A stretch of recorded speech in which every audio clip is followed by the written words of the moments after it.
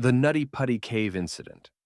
On November 24th, 2009, 26-year-old John Edward Jones entered Nutty Putty Cave in Utah with his brother and a small group of friends.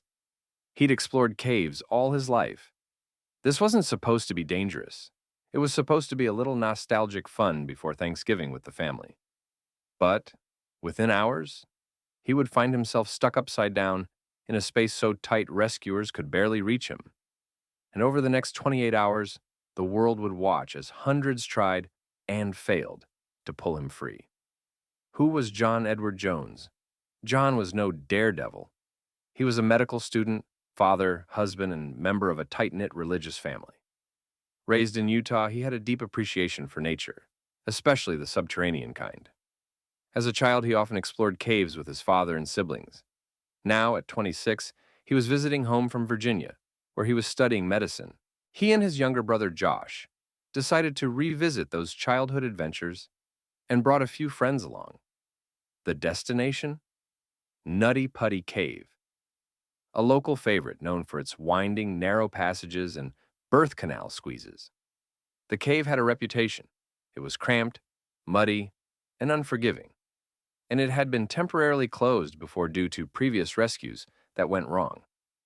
But to the Jones brothers, it was familiar ground, or so they thought. The cave itself. Nutty Putty Cave is no ordinary tourist cave. Located about 55 miles south of Salt Lake City, it's a hydrothermal cave formed by heated groundwater that carved narrow, twisting tunnels into the rock. It's just over 300 feet long, not massive, but what it lacks in size, it makes up for in complexity. It has no lighting, no guardrails, and many of its passages are no wider than your shoulders. It's the kind of place where turning around is impossible once you commit to a tight tunnel. One wrong turn can lead you into a dead-end funnel, narrowing so quickly that even shifting your chest to breathe can feel like a struggle. John would learn that the hard way. The descent, 8 p.m. Around 8 p.m., the group entered the cave. Spirits were high. Flashlights flicked on. Laughs echoed through the tunnels. John led the way as the team descended deeper into Nutty Putty's maze. Somewhere in the darkness, John made a decision that would seal his fate. He wanted to explore a passage he thought was the birth canal, a known tight squeeze with an exit on the other side.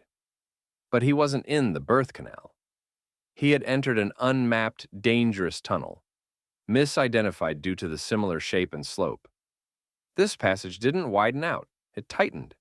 He kept crawling forward, trying to worm through the narrowing shaft until he couldn't move.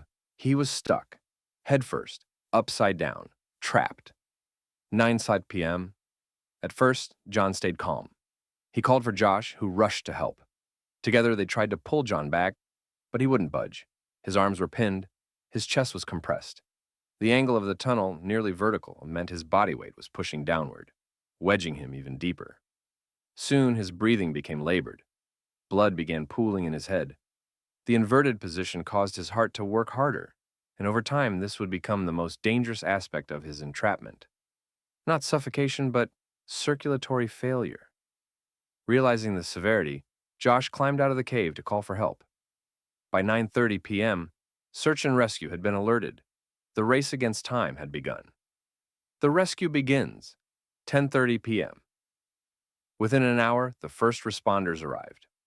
More would follow, eventually over 100 people, including paramedics, cave specialists, and engineers. A rescue rope system was quickly rigged, and a pulley was designed to try and extract John. It worked, briefly. He moved slightly, but the pressure on his legs caused intense pain. His breathing worsened. His pulse dropped. And then, a terrifying sound, a snap. Not from his bones, but from the pulley anchor breaking loose. He slid back down, deeper than before. Morale plummeted. The rescuers were working in a tunnel barely wider than a microwave. Everything had to be passed down hand to hand. Food, water, radios, even an IV line. All through a dark, muddy shaft, barely big enough for a human body. John's condition worsens midnight. Despite the pain, John stayed lucid. He cracked jokes. He talked about his wife and baby daughter. He even asked rescuers to pray with him, but everyone knew the clock was ticking. He'd now been upside down for over 4 hours. One rescuer later said, "That kind of pressure on your brain and organs, it's not survivable forever." Yet, the team didn't give up. They worked all night drilling, pulling, reinforcing the tunnel. They believed if they could just free his legs, they could save him. But the cave was not finished with them yet. To be continued in Part 2.